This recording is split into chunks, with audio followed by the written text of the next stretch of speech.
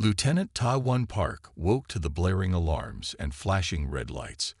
The diplomatic vessel shuddered as another blast hit the hull. He grabbed his emergency kit and sprinted toward the escape pods, his security training taking over. All personnel evacuate. This is not a drill. The captain's voice echoed through the corridors.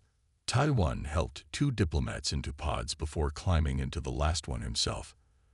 As the launch sequence initiated, he caught a glimpse of the attacking ship through the viewport, sleek, black, and unlike any design in the known galaxies. The pod ejected with a violent jolt. Ta-1 watched the diplomatic vessel erupt into flames behind him. The guidance system beeped, plotting a course to the nearest Earth Alliance outpost. Then everything went wrong. The navigation panel sparked and smoke filled the tiny cabin. The pod tumbled out of control, pulled by the gravity of an uncharted planet below. Ta-1 frantically worked the manual controls, but the damage was too severe. Computer, status report. Navigation offline. Communications offline. Life support at 60%. Preparing for emergency landing. Ta-1 strapped himself in tightly as the pod broke through the atmosphere. The temperature rose rapidly as friction heated the exterior. Through the viewport, he saw a landscape of vibrant colors: purple forests, teal waters, and pink skies. The impact came hard. Ta-1's head slammed against the restraints, and darkness claimed him. When he awoke, sunlight streamed through a crack in the pod's hull. His head throbbed, but a quick self-assessment confirmed no serious injuries. The pod systems were dead. Only his personal emergency kit remained useful. Ta-1 forced the hatch open and stepped onto alien soil. The air was surprisingly sweet, like cinnamon and citrus. 2 suns hung in the lavender sky, one gold and one pale blue. The landscape around him was a lush paradise. Crystal-clear pools connected by flowing streams, trees with leaves that shimmered like opals, and flowers that seemed to glow from within. Paradise or not, I need to find water and shelter, he muttered to himself, activating his handheld scanner. It detected no immediate threats, but picked up unusual energy readings several kilometers east. Ta-1 gathered his survival pack and set out. The gravity was slightly lighter than Earth's, making each step feel buoyant. After an hour of hiking through the beautiful alien forest, he heard the sound of falling water and voices, musical, ethereal voices that definitely weren't human. He crept forward carefully until he could peer through the foliage. What he saw made him freeze in amazement. 3 tall, elegant beings stood beside a waterfall that emptied into a pool of glittering turquoise water. Their skin had a pearlescent sheen that caught the light, changing colors like opals. They had elongated limbs, graceful movements, and hair that floated around their heads as if underwater, despite being dry. Ta-1's translator picked up fragments of their conversation, struggling to process the musical language. They were female, from what he could tell, or at least their society would consider them such.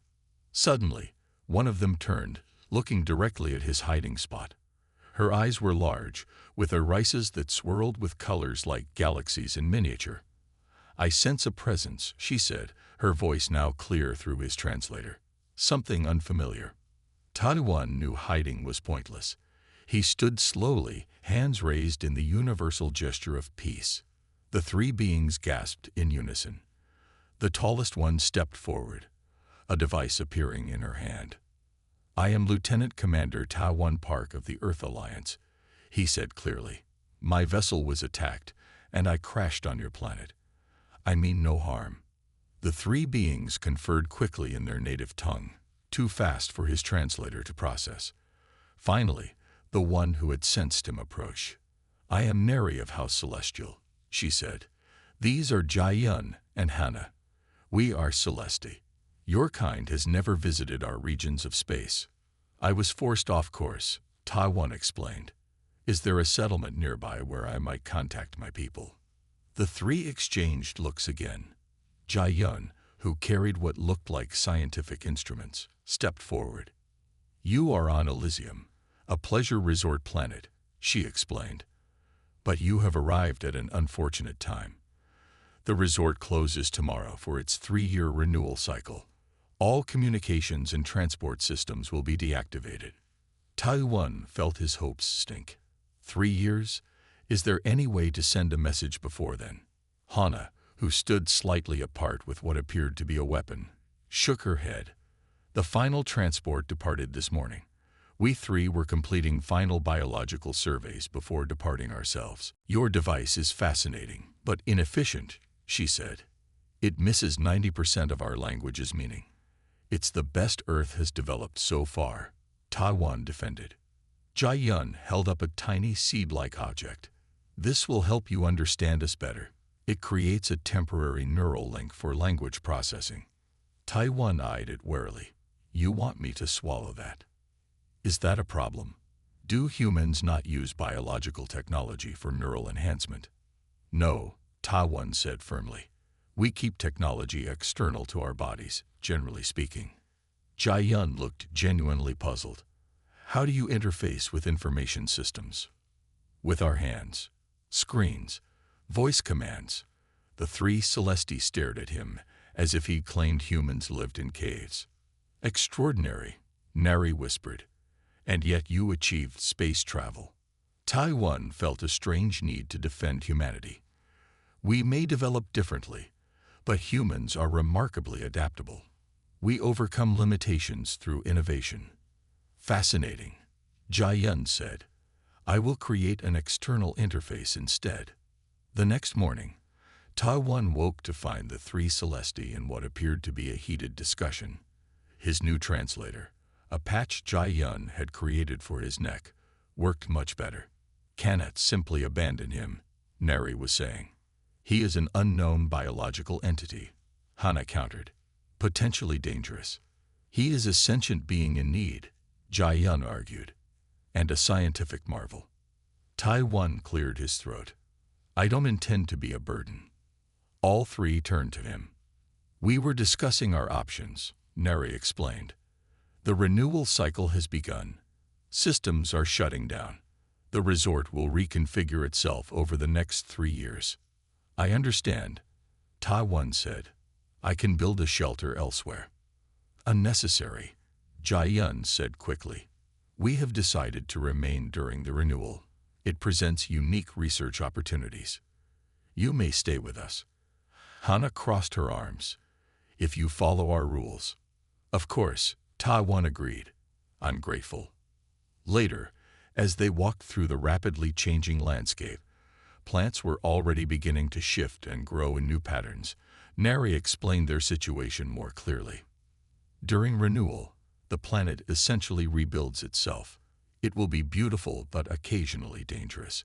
We 3 will maintain a safe zone, but resources will be limited. I'm trained in survival, Taiwan assured her.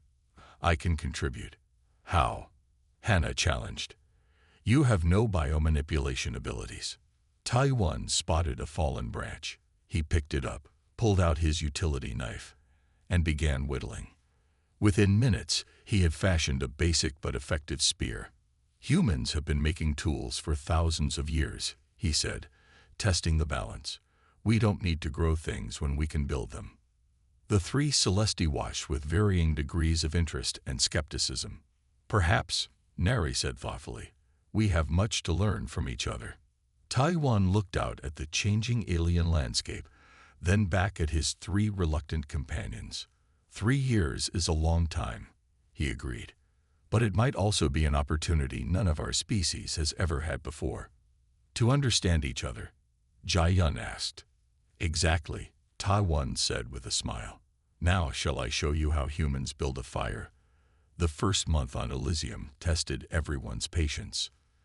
Taiwan struggled to adapt to the planet's shifting environment, while the Celesti found human habits puzzling and occasionally disturbing. You actually burn plant matter for warmth? Jai Yun asked one evening, watching Taiwan tend a small fire outside their growing shelter. It seems so destructive. Sometimes the simplest solutions are the most reliable, Taiwan replied, adding another branch to the flames. No technology to fail, no energy source to deplete. Nari approached, carrying a glowing fruit that had become a staple of their shared meals. Your practical knowledge has been useful, she admitted, though Hannah still questions your methods. As if summoned by her name, Hannah emerged from the forest edge, her skin shimmering with heightened alertness. The western sector is transforming rapidly. We should avoid it for at least 2 lunar cycles. The renewal process had turned parts of the resort into unrecognizable, sometimes dangerous territory. What had once been carefully maintained gardens now grew wild and unpredictable. Beautiful but hazardous plants bloomed overnight, while harmless-looking flowers could release paralyzing spores. We need a better way to map the changes, Taiwan suggested. Something physical that doesn't rely on your biological networks, which seem to be degrading. Jia-Yun's eyes brightened. A primitive map. I studied ancient cartography as historical curiosity. Together, they began creating a detailed physical map of their surroundings. Taiwan showed the Celesti how to make natural inks from plants, while they taught him to recognize the patterns of the renewal cycle. By the 3rd month, their shelter had evolved into something unique, neither fully human nor fully Celesti in design.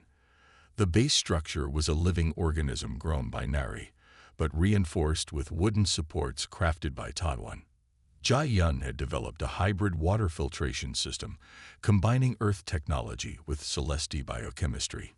Even Hannah contributed, creating a warning system using sensitive plants that changed color when dangerous creatures approached.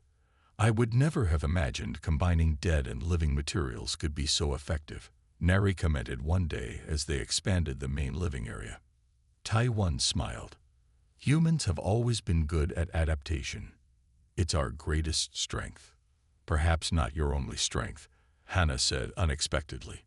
She had warmed to Taiwan since he had helped her drive away a pack of predators that threatened their food garden. 6 months into their time together, a massive storm swept across the region. For 3 days, they huddled in their shelter as wind and rain battered the landscape. Taiwan's wooden reinforcements held firm while other biostructures around them collapsed. When the storm finally passed, they emerged to find much of their carefully cultivated garden destroyed. Hannah's face fell as she surveyed the damage. The renewal cycle won't allow new growth in this area for at least 2 months, she said grimly. Our food stores won't last that long. Taiwan studied the muddy ground thoughtfully. On Earth, we farmed in difficult conditions for thousands of years. I need your help to try something. Under his guidance, they created a series of terraced gardens using fallen trees and stones.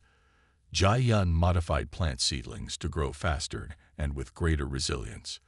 Nari developed a natural irrigation system that collected rainwater, while Hannah crafted protective barriers against the increasingly curious wildlife. This is not how Celesti would approach the problem, Jia-Yun noted as their first new crops began to sprout. We would simply move to a more hospitable area. Humans tend to dig in and solve problems where they are, Taiwan explained. We're stubborn that way. Nari brushed her luminescent hair back from her face, a gesture she had unconsciously adopted from Taiwan. Your stubbornness has kept us fed. Perhaps there's value in it. By the end of their first year together, the 4 had developed a rhythm to their days. Mornings were spent maintaining their expanding home and gardens. Afternoons were devoted to exploration and resource gathering. Evenings were for knowledge sharing. Taiwan taught them Earth history, music, and practical skills. The Celesti taught him about their vast galactic federation, their biological science, and their philosophy of harmonious existence. Your species fights wars over resources, Hannah asked one night, genuinely confused. Why not simply grow what you need? Not everyone has your biological gifts, Taiwan explained. Humans had to compete to survive for most of our history. Yet you developed compassion and cooperation despite this competition, Nari observed. Most fascinating. As the second year began, their shelter had grown into a true home, a unique blend of human ingenuity and Celesti biological mastery. Gardens flourished in carefully designed terraces. A small stream had been diverted to provide constant fresh water.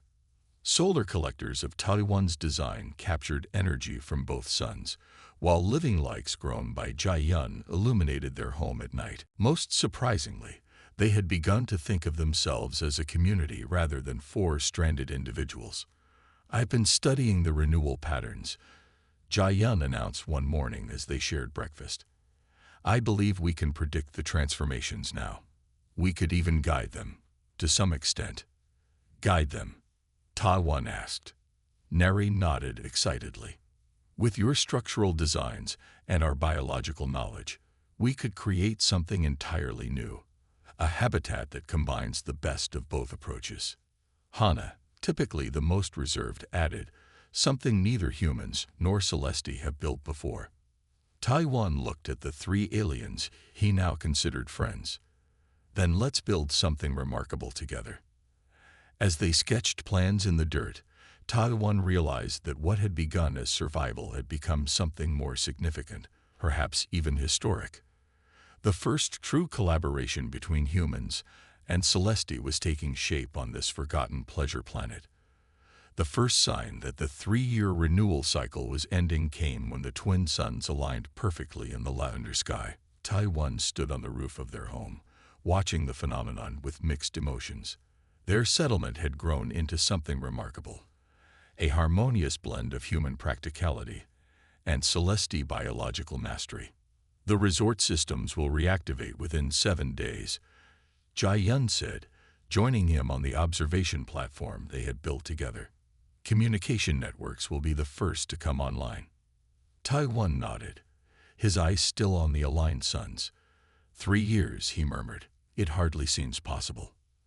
After the Raxian attack, they had faced and overcome numerous other challenges. Violent storms that tested their construction techniques, new predators that evolved during the renewal cycle, even a brief but frightening illness that Jiayun and Taiwan had worked together to cure. Each crisis had only strengthened their unusual community. "Will you be glad to return to your people?" Nari asked, her voice gentle as she emerged from the living stairway that connected their multi-level home. "Yes," Taiwan answered honestly, but not without regrets. Hana, who had become his closest companion in many ways, joined them last. "Your Earth Alliance will have presumed you dead," she stated matter-of-factly.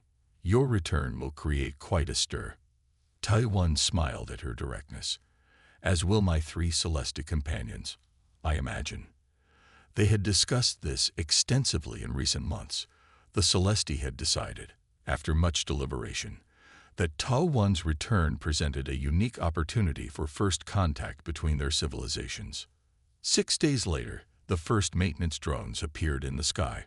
The sleek biological machines hovered near their settlement, clearly confused by the unauthorized structure in the middle of the resort. "They're scanning us," Jiayun reported, monitoring the simple interface they had built, trying to determine if we're a system malfunction.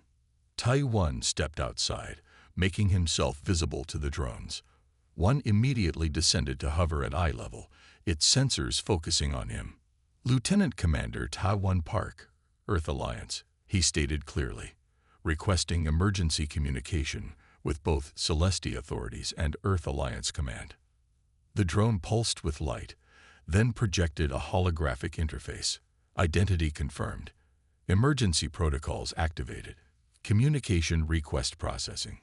Less than an hour later, a sleek Celesti vessel broke through the clouds, landing in the clearing near their settlement.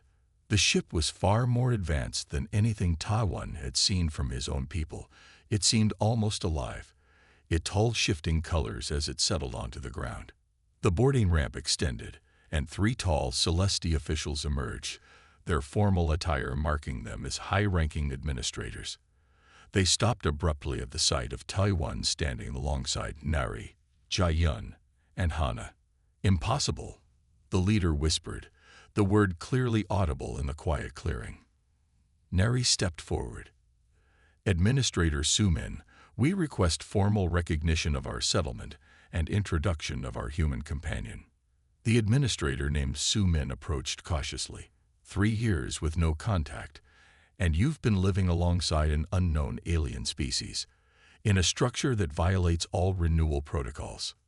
We've done more than survive, Jia said proudly. We've pioneered new techniques combining human engineering with our biochemistry. The officials were clearly struggling to process what they were seeing. Taiwan recognized the familiar signs of cultural shock, the same expressions his companions had worn when he first arrived. I am Lieutenant Commander Taiwan Park, he said formally. My diplomatic vessel was attacked, and I crashed here during evacuation. Your people saved my life and shared their knowledge. I hope this can be the beginning of formal relations between our civilizations. Over the next few days, the settlement became the center of intense interest. More Celesti officials arrived, along with scientists eager to study their hybrid creation. A communication link was established with Earth Alliance Command, who reacted with shock and then excitement at proof of Taiwan's survival. They're sending a diplomatic vessel, Taiwan told his companions after a lengthy video conference. It should arrive within 2 weeks. Nari touched his arm gently. And then you return home. The question hung unspoken between them. What would happen to their community? The answer came from an unexpected source. Administrator Sumin, after extensive examination of their settlement and lengthy interviews with all 4 of them, called a formal meeting. The Celesti High Council has reviewed your case, she announced. Your settlement has been designated as the first ever cooperative research outpost. You 4 are being officially commissioned as its founding members, should you accept. Taiwan stared in amazement. You mean? This becomes an official diplomatic and scientific station, Jia explained, her eyes bright with excitement, where both humans and Celesti can work together. And our techniques will be studied and potentially implemented throughout Celesti space, Hana added, allowing herself a rare smile. When the Earth Alliance diplomatic vessel arrived 14 days later, Taiwan stood ready with his 3 companions. He wore a clean uniform provided by the Celesti, but modified with elements they had created together, a symbol of his unique position. Captain Minho Lee was the first human to step onto Elysium soil since Taiwan's crash. He stared openly at the 3 Celesti and then at the remarkable structure behind them. Lieutenant Commander Park, he said formally, Earth Alliance believed you lost with the diplomatic vessel. Your survival and achievements are extraordinary. Taiwan saluted. Captain, may I present Nari, Jia, and Hana of the Celesti, my companions and co-creators of the first human Celesti cooperative research outpost. Co-creators, the captain repeated, clearly struggling with the concept. Yes, Taiwan said firmly. We've discovered that our species complement each other in remarkable ways. What you see here is just the beginning. As the Earth Alliance delegation toured their settlement, marveling at technologies no human had ever seen before, Taiwan stood with his 3 Celesti companions on the observation platform. 3 years ago, I thought being stranded here was the worst possible outcome, he told them quietly. Now I realize it may have been the best thing that could have happened, not just for me, but for both our peoples.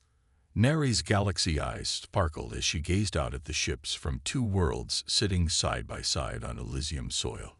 Perhaps the universe brings together those who need to find each other.